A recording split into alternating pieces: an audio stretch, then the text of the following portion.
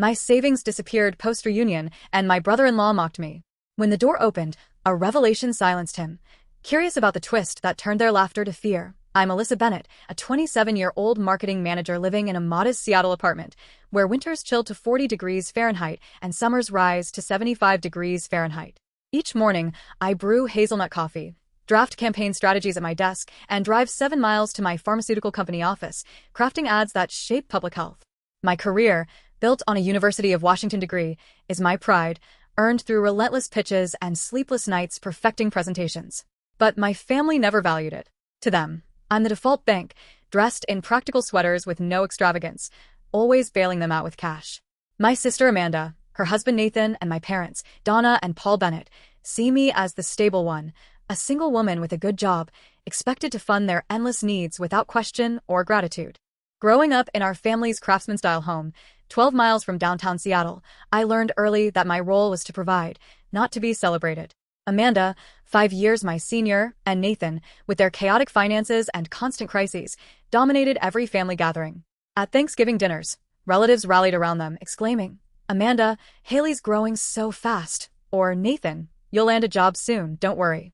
Their presence commanded attention, their struggles met with warm sympathy and encouragement. Me? I was a shadow in family photos, barely acknowledged unless someone needed money.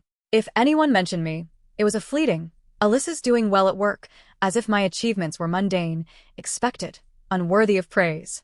I believed if I worked hard, stayed quiet, and supported their needs, my parents would one day see me with the same care and affection they showered on Amanda and Nathan.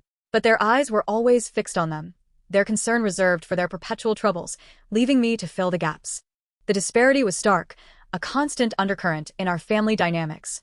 I remember one Christmas when I was 15, sitting at our pine dining table, the air thick with the aroma of roasted ham and Donna's tangy cranberry sauce. Amanda, then 20, received a $400 silver necklace, her squeals of delight echoing as relatives clapped and cooed.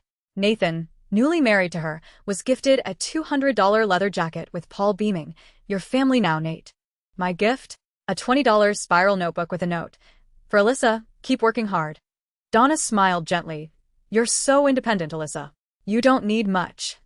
I nodded, my throat tightening, and slipped away to my room, the sting of being an afterthought cutting deeper than I could articulate. That was the pattern. Their crises were cushioned with gifts and support, while my efforts were overlooked, taken for granted as part of my role. Family gatherings only widened this divide, reinforcing my place as the invisible provider. Amanda's baby shower for her daughter Haley, held in our backyard 5 miles from town, was a lavish affair, catered wild salmon, a live acoustic band, and a pastel banner proclaiming Haley's grand arrival. Nathan's prolonged jobless periods were met with family fundraisers and fresh start trips to Portland, 190 miles south, complete with brewery tours and hotel stays. My milestones, however, were barely acknowledged. My college graduation warranted a quiet dinner with a store-bought chocolate cake, maybe a good job, Alyssa, if I prompted it. When I landed my marketing manager role at a major pharmaceutical firm, Donna remarked, "That's a long commute. Can you drive us to our doctor's appointments?" My first $50,000 advertising campaign, a breakthrough in my career? Paul nodded absently. "Sounds like a lot of work. Help Amanda pick out Haley's birthday gifts." There was no pride, only expectations, their demands piling onto my already stretched resources. I told myself it was fine, that family meant showing up, especially for those struggling. I believed if I gave enough, my time, my money, my heart, they'd see me beyond the reliable daughter who always had her finances in order. I was proud of my work, orchestrating $1 million marketing campaigns that influence healthcare trends, valuing the self-respect I'd earned through meticulous planning and creative execution. But my family didn't care. They never asked about the advertisements I launched, the clients I impressed, or the thrill of seeing my campaigns go viral on social media platforms. When I tried to share my successes, Paul would grunt, "Sounds like a stressful job," before shifting the conversation to Nathan's latest unemployment woes or Amanda's challenges as a single mother raising Haley. My achievements were dismissed, my role reduced to solving their financial problems. The imbalance wasn't just emotional, it was deeply financial, a pattern that grew over time. At 22, I worked weekends at a cafe, biking 3 miles through Seattle's drizzle to save for college tuition, determined to avoid student debt. Amanda, at 27, needed a $2,000 down payment for a new car when her credit was denied, and I wired it without hesitation. Over 5 years, I poured $26,350 into their lives. $3. 200 to cover Nathan's rent during his 6-month jobless stint, $1,500 for Amanda's overdue phone bills, $1,500 for extravagant gifts for Haley's birthdays, and $20,300 for the family's utility bills, medical expenses, and other emergencies. They never asked if I could afford it, never considered the strain on my modest salary. Their only comment was, "You're stable, Alyssa. Can you help out?"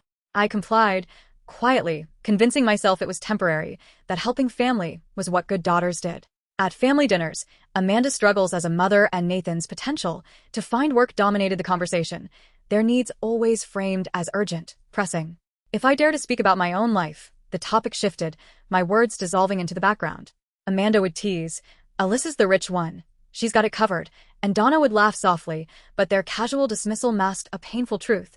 I was invisible to them unless they needed my money. The deepest wound came last year, during a biting 45 degrees Fahrenheit winter evening, 12 miles from home. Nathan, desperate, needed $3,200 to avoid eviction, and I sent it, dipping into my savings. I showed Donna a campaign I'd launched, hoping for a spark of pride. She sighed, "That's nice, Alyssa," before fretting over Amanda's latest bill. I pressed, my voice quiet but firm. "What about me, Mom? Don't I matter?" Her eyes were distant, her response dismissive. "You're fine, Alyssa. Amanda and Nathan need us right now." That moment shattered my hope. I wasn't their daughter in the way Amanda was their priority, or Nathan their project. I was their financier, called upon when their bills piled up, ignored when it came to love or recognition. In America, family is supposed to be a haven, a place where your efforts are reciprocated with care and respect, but mine was a ledger of debts I didn't owe, a one-way street where my contributions were expected, but never celebrated.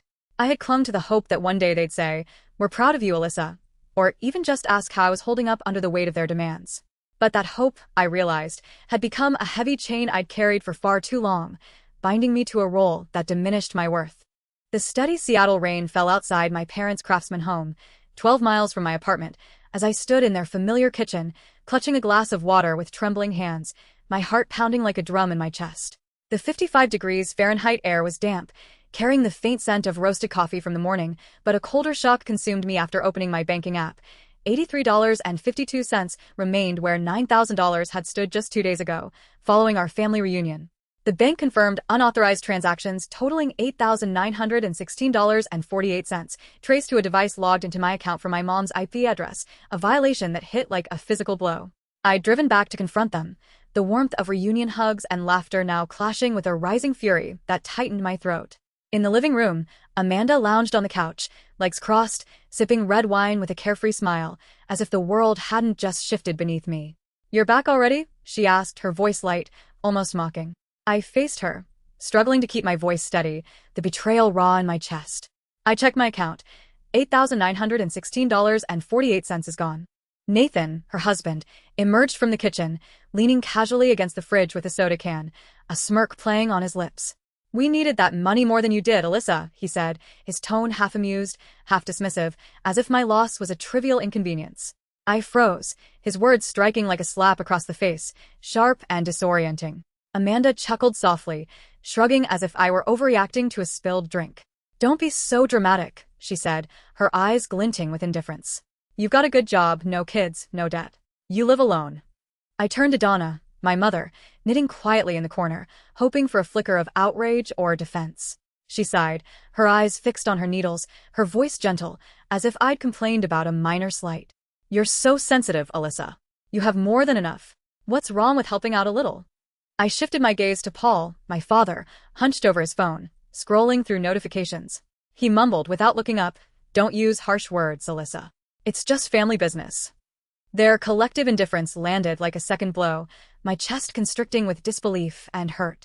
I'd given $26,350 over 5 years, $3, $200 for Nathan's rent, $1,500 for Haley's gifts, $20,300 for their utilities and medical bills, yet they justified stealing $8,916.48 with shrugs and smirks. "How did you even get into my account?" I demanded, my voice quivering but resolute, the question burning in my mind. Amanda shrugged again, her nonchalance infuriating. "I used Mom's computer. Your banking app was still logged in. If you didn't log out, that's on you."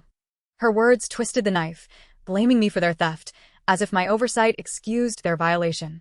Nathan chimed in, his smirk widening, dismissive as ever. It's not like we splurged on luxury stuff, just rent, groceries, things to survive. Without it, we'd be starving on the streets. I stared at them, my eyes darting from Amanda's casual sip of wine to Nathan's smug lean, from Donna's calm knitting to Paul's detached scrolling. Not one of them showed a trace of guilt, not a hint of remorse, not even a pretense of an apology. Their faces, so familiar from years of family dinners, now seemed like strangers, united in their entitlement. What did I do to deserve this? I whispered, the words slipping out, heavy with pain, though no one seemed to register my hurt. Amanda tossed her hair back, rolling her eyes. You can earn it back, Alyssa. Don't be so dramatic. Donna, almost as an afterthought, added her habitual line. Don't forget Sunday dinner, as if this moment were just another routine family squabble. I grabbed my purse, my resolve hardening like steel forged in fire. At the door, I paused, hand gripping the knob, and turned back, my voice low but unwavering. If you think I'm going to let this go, wait and see what happens next. Amanda let out a mocking giggle, her wine glass tilting slightly. Oh, please, Alyssa. You're being so theatrical. Honestly, we needed that money more than you do. Don't be selfish. Nathan's smirk widened, as if my threat were a child's tantrum, easily ignored. I stepped into the 55 degrees Fahrenheit rain, their words, we needed it more, ringing in my ears, fueling a storm of anger and determination within me. Driving through the downpour, I gripped the steering wheel until my knuckles whitened, the red glow of a traffic light blurring through the windshield. I couldn't face my apartment yet. The betrayal was too raw, too suffocating. I pulled into the parking lot near Green Lake Park, my usual jogging spot, needing space to breathe, to think, to process the magnitude of what had just happened.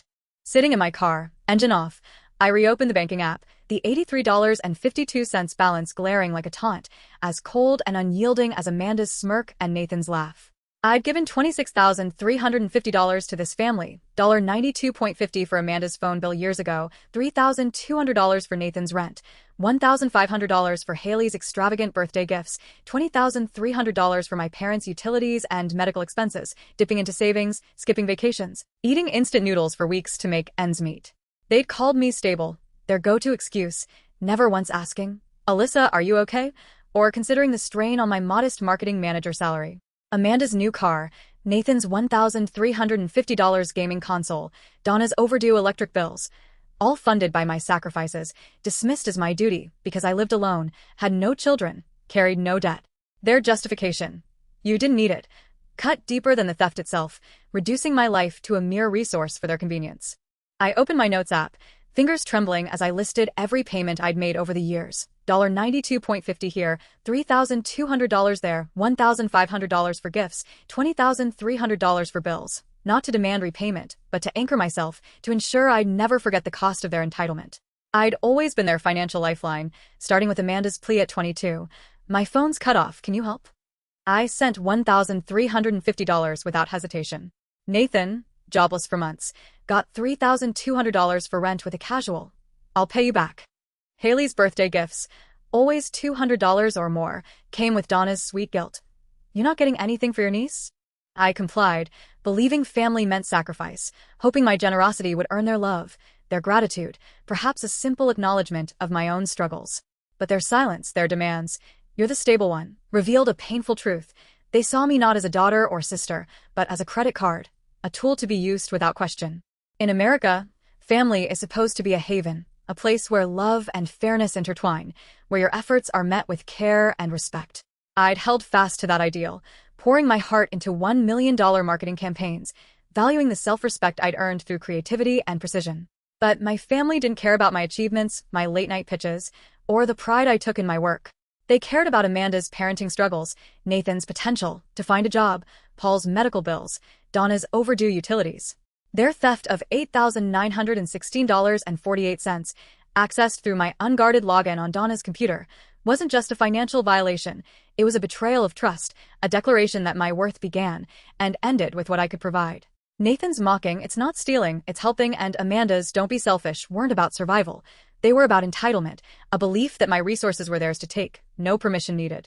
As the rain softened, pale sunlight broke through the gray clouds, casting a faint glow across the park's wet pavement. I sat up straight, my resolve crystallizing like the clarity after storm. This wasn't just about $8,916.48, it was about respect, about my right to be seen as more than a bank. I'd given $26,350, worked 60-hour weeks, sacrificed vacations, all for a family that laughed at my loss. Their betrayal, their refusal to apologize or even feign guilt, ended that cycle. I wasn't their financier anymore, but Alyssa Bennett, ready to fight for what was mine, to reclaim the peace they'd stolen alongside my money. The road ahead would be hard, but as I started the car, I knew I was done being their tool, done carrying their burdens. This was my stand, and I wouldn't back down. The Seattle rain fell softly outside my apartment, 12 miles from my parents' Craftsman home, as I sat on my couch, the banking app open, displaying a gut-wrenching $83.52 where $9,000 had been just days ago. The 60 degrees Fahrenheit night air was cool, but a deeper chill settled in my chest, raw and unrelenting, after Amanda, Nathan, Donna, and Paul admitted to withdrawing $8,916.48 from my account during our family reunion, using my login left open on Donna's computer. Their dismissive words, "We needed it more, don't be dramatic," and Nathan's mocking smirk replayed in my mind, their messages flooding in. "You're selfish. It's family." The betrayal cut deeper than the stolen money. They treated me as a wallet, not a daughter, their love and respect reserved for Amanda's struggles and Nathan's potential, leaving me to bear the weight of their entitlement. I'd been the Bennett family's financial lifeline, pouring $26,350 into their lives over 5 years. $3, $200 for Nathan's rent, $1,500 for Haley's extravagant birthday gifts, $20,300 for utilities and medical bills, working 60-hour weeks, sacrificing personal dreams to keep them afloat. Each payment was a silent plea for their love, a belief that my $1 million marketing campaigns would earn their pride, that my efforts would prove my worth beyond being the stable daughter. But Amanda's casual, "You live alone," and Nathan's smug, "It's not stealing," during that confrontation in their kitchen revealed a brutal truth. I was a tool, not a sister, not a daughter. The pain wasn't new. It was a wound torn open, raw and searing, from years of being invisible beside Amanda's parenting challenges and Nathan's jobless excuses. They'd taken $8,916.48, blaming my failure to log out, as if my trust was an invitation to steal, as if my life savings were theirs to claim without consent. The deepest wound came from their utter lack of remorse, their refusal to acknowledge the violation. Donna's gentle, "You're so sensitive," dismissed my $26,350 as an obligation, not a sacrifice born of love. Paul's mumbled, "It's family business," sidestepped my hurt, prioritizing their comfort over my trust. Amanda's flippant, "You can earn it back," and Nathan's justification, "We'd be starving otherwise," mocked the years I'd spent skipping vacations, eating instant noodles for weeks, and canceling plans to fund their needs. $92.50 for Amanda's phone, $3,200 for Nathan's rent, $1,500 for Haley's gifts. They'd never pause to ask, "Alyssa, are you okay?" or consider the toll of their demands. They called when Nathan faced eviction, when Amanda's car payment loomed, when Donna's electric bill was overdue, but when I needed them, when I needed respect, not theft, they turned away, their laughter and shrugs a declaration that my worth was tied solely to what I could provide. The betrayal wasn't just the $8,916.48 they stole. It was the realization that I'd been a resource, a means to an end, valued only when their crises demanded my money. In America, family is meant to be a sanctuary, a place where your efforts are met with love, where mutual care binds you together. I'd clung to that ideal, pouring my heart into my career, valuing the self-respect I'd earned through late-night pitches and viral marketing campaigns that shaped public health narratives. I believed my sacrifices, $26,350 over 5 years, countless hours of worry, would earn me a place in their hearts, a moment of recognition for the stability I'd fought to maintain. But I was wrong. I'd given everything, biking 3 miles in 40 degrees Fahrenheit rain to work, working 60-hour weeks to keep my own finances afloat while funding theirs, and they'd never said, "We're proud of you, Alyssa," or even asked how I managed under the weight of their expectations.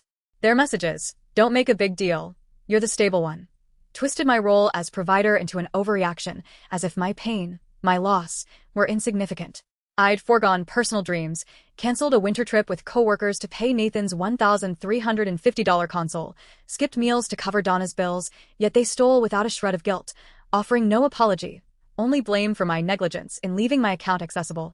I thought back to every moment they were prioritized, their needs placed above mine without question.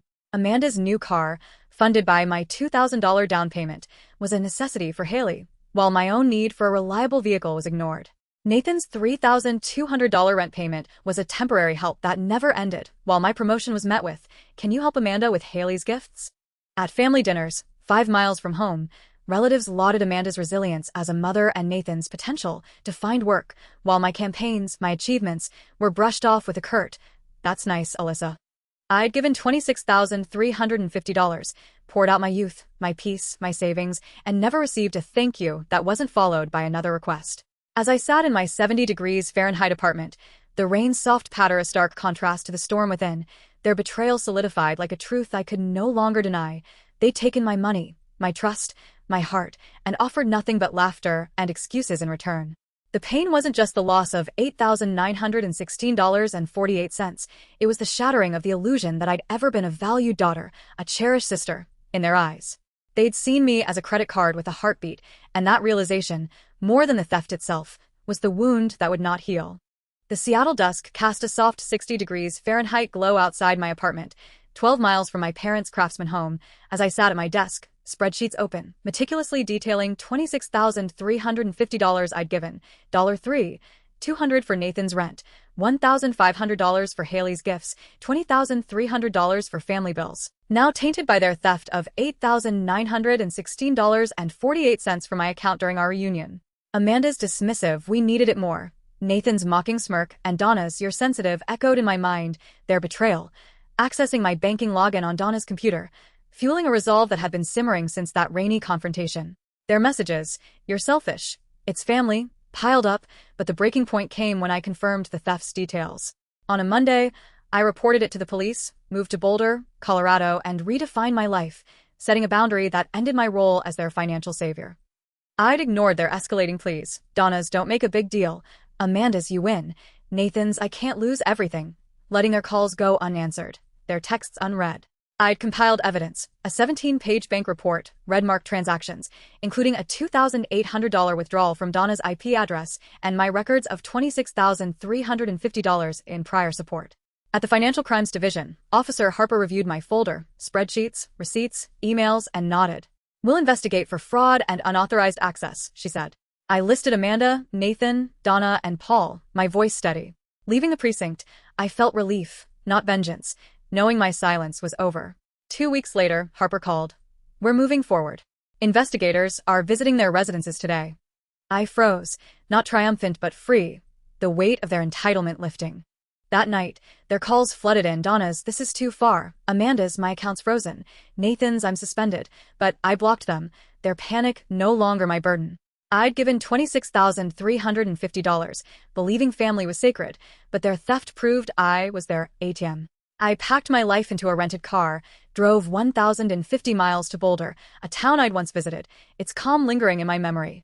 I rented a studio overlooking the Rockies, its white walls and big windows catching morning light. I changed my number, told my company I'd work remotely, and felt my energy return, unburdened by their demands. My boss, Julian, praised my latest strategy. "Brilliant, Alyssa. Regional coordinator for the West Coast." I accepted. A year ago unthinkable, now my right. At a second confrontation, days before leaving, I'd returned to Donna's house, the roast scent familiar, but heavy with tension. I laid the bank report on the table. My account was accessed here. I didn't log in. Who took it? Amanda, avoiding my eyes, shrugged. "You left it open. It's not hacking." Nathan, pouring lemonade, scoffed. "You're dramatic. It's family helping family." Donna picked at her salad. Paul hid behind his newspaper. I pressed, helping is asking. This was stealing. Donna's gentle, "You have no burdens," and Paul's, "You're the strongest," framed my $26,350 as duty, not love. I stood, voice firm. "If this is how you treat me, don't expect me to stay." Nathan laughed, mocking. "Call the cops?" I met his gaze. "Wait and see." I left, regret replaced by resolve. In Boulder, I built a new life, free from their grasp. My apartment, with fresh flowers and a new desk, was mine, not a stopover for their crises. I cooked risotto, wore a red dress, joined pottery classes, reclaiming joys I'd shelved for their bills, $92.50 for Amanda's phone, $3,200 for Nathan's rent. Their theft, $8, $916.48, wasn't just money. It was my trust, my peace, my place in their world. In America, family is about love and fairness, but mine saw me as a bank. I'd valued self-respect, earned through $1 million campaigns, but they valued Amanda's motherhood, Nathan's potential. Their laughter, their "you didn't need it," wasn't about survival. It was entitlement, a belief my resources were theirs. reporting the theft. Moving away, I shed their chains. The investigation unfolded. Amanda's accounts frozen, Nathan suspended, Donna and Paul facing foreclosure warnings. Their pleas, "Don't abandon me," came too late, their apologies absent. I didn't gloat. I mourned the family I'd hoped for, not the one that stole. In Boulder, I found clarity, no longer their tool but Alyssa Bennett, choosing a life where my worth wasn't tied to their demands. The rain of Seattle was gone. The rocky sunlight was my new dawn, a boundary forged in betrayal, unyielding and free. The Boulder sunlight streamed through my studio's windows at 65 degrees Fahrenheit, 1,050 miles from my parents' foreclosed Seattle home, as I sipped tea, the 70 degrees Fahrenheit warmth a stark contrast to the chaos I'd left behind. My stand, reporting the $8,916.48 theft and $26,350 in prior support, $3,200 for Nathan's rent, $20,300 for bills, sparked a fraud investigation, dismantling my family's facade. Amanda, Nathan, Donna, and Paul's pleas, "You're cruel. Don't abandon us," went silent after I moved, their betrayal exposed by my evidence. As their world crumbled, I felt no urge to rescue them, only relief at shedding their entitlement. Their collapse was swift. Amanda's texts, "My accounts frozen," stopped, her silence stark as investigations deepened. Nathan's calls, "I'm suspended," ceased, his bravado crushed. Donna and Paul's "We'll lose the house" faded, their pride buried. Neighbors, 5 miles from Seattle's core, gossiped about their downfall, relatives distanced themselves, and the community, once charmed by Amanda's motherhood, scorned their deceit. Melanie Harper, Amanda's cousin-in-law, emailed, "Alyssa, they're ruined. Amanda's broke, Nathan's adrift, your parents are scraping by." I nodded, unsurprised. The family that stole from me faced the price of their actions. The house, a $450,000 haven I'd sustained, was their undoing. Without my $20,300, the mortgage defaulted. Listings emerged, 789 Pine Street, $400,000, urgent. Melanie texted, "No buyers. Pipes burst, roof shot." My $3,200 for repairs, $1,500 for bills, wasted, neglected by Nathan's inaction. The home, once vibrant with Thanksgiving feasts and Portland trips 190 miles away, stood vacant, a monument to their greed, abandoned, decaying, with no one to mend it. Amanda and Nathan suffered most. Amanda, her accounts frozen, struggled to pay Haley's tuition, her parenting heroics, exposed as funded by my $1,500 gifts. Nathan, fired for fraud ties, drifted jobless, his potential mocked. Melanie noted, "They're scraping by on odd jobs." I sipped my tea unmoved. They, who'd taken $8,916.48 while I gave $26,350, faced the instability they'd coasted through, their charm useless in the 65 degrees Fahrenheit spring. Donna and Paul, clinging to their home, worked grueling jobs, Paul in warehouses, Donna cleaning houses, their health fading. Melanie said, "They're broken, selling heirlooms." Family traditions, Christmas dinners, summer escapes, dissolved. Relatives, who'd lauded Amanda's resilience, stopped calling, their silence louder than past cheers. My cousin Sarah, 15 miles away in Bellevue, texted, "Alyssa, they're done. Your evidence woke everyone." I replied, "They woke themselves." I showed the truth. Her silence echoed their ruin. Donna's pleas, "Don't let us lose everything," went unanswered. I'd given $26,350, worked through exhaustion, and they'd stolen without remorse. Their consequences weren't my fault. They'd chosen entitlement over respect. The fallout wasn't just financial, it was social, moral, irreparable. Donna and Paul, blind to Amanda and Nathan's flaws, faced enabling them. Nathan's $1,350 console, Amanda's $2,000 car, my sacrifices, fueled their recklessness. The investigation, sparked by my $8,916.48 report, was their reckoning. They blamed me, their anger a shield, but I didn't carry it. I'd given $26,350 my time, my heart, and they'd laughed, saying, "You didn't need it." Now, they learned family ties break when built on theft. As their house sat unsold, I felt release, not guilt. I'd stopped being their bank, and the freedom was brighter than Boulder sun. The Boulder autumn shimmered at 60 degrees Fahrenheit outside my studio, 1,050 miles from my parents' lost Seattle home, as I sat sketching by a sunlit window, the 70 degrees Fahrenheit warmth enveloping me.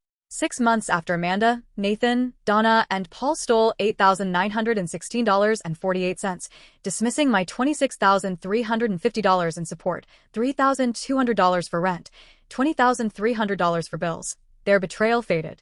I'd reported the theft, moved to Boulder, and cut contact. Their pleas. You're cruel. Don't abandon us. Silenced. Their world, foreclosure, Nathan's joblessness, Amanda's ruin, collapsed, but in my haven, I found peace, choosing myself over a family that saw me as a wallet. I settled into my routine, the studio's light warming my sketches and marketing plans. My remote job, managing $1 million campaigns, thrived, my creativity soaring. I'd been their financier, $26, $3.50 for their survival, but their theft freed me. That betrayal, Nathan's we needed it more, forged a boundary, opening a life where I mattered. I redirected my $3,200 savings to a pottery class 2 miles away, molding clay with new friends. I bought a $1,200 camera, a dream deferred for their $1,500 gifts, its lens capturing Boulder's Rockies, a rebellion against $20 notebooks I'd accepted as a teen. My phone stayed silent, no more rants from Nathan, pleas from Donna, or demands from Amanda. The silence was liberation. I'd believed family was sacred, but mine proved otherwise. True family is respect, not blood. I found it in Boulder. Neighbor Clara hosted dinners, her laughter warm. Your family, Alyssa. Melanie Harper, Amanda's cousin-in-law, emailed gratitude. Your stand inspired me to say no. These bonds, built on care, filled the void my family left. Work became my sanctuary. I landed a West Coast coordinator role, my strategies shaping $2 million campaigns. I mentored youth at a community center, their ambition echoing mine. My blog on boundaries grew, readers writing, you gave me strength. I healed others and myself. The Bennett's world shattered. Their $450,000 house, foreclosed, was unsold at $400,000, its burst pipes, once my $20,300 fix, a relic. Amanda struggled, Nathan drifted, Melanie noting, they're lost. Donna cleaned houses, Paul labored, their pride gone. Family traditions, Thanksgiving feasts, Portland trips 190 miles away, ended, their home a ghost. Donna's plea, we'll lose everything, came too late. I saved it, unheeded, with old emails, not from anger but clarity. I didn't hate them. I lacked strength to give without value. Nathan's you're dead to us faded. I'd given $26,350, endured sleepless nights, and they'd stolen. Their consequences weren't my fault. They'd chosen greed over love. Melanie's email, you lit my path, and Kelly's postcard from Italy. You showed me courage, affirmed my stand. I hiked Boulder's trails 5 miles away, laughter forging kin. I volunteered at a literacy program, shielding others from my family's traps.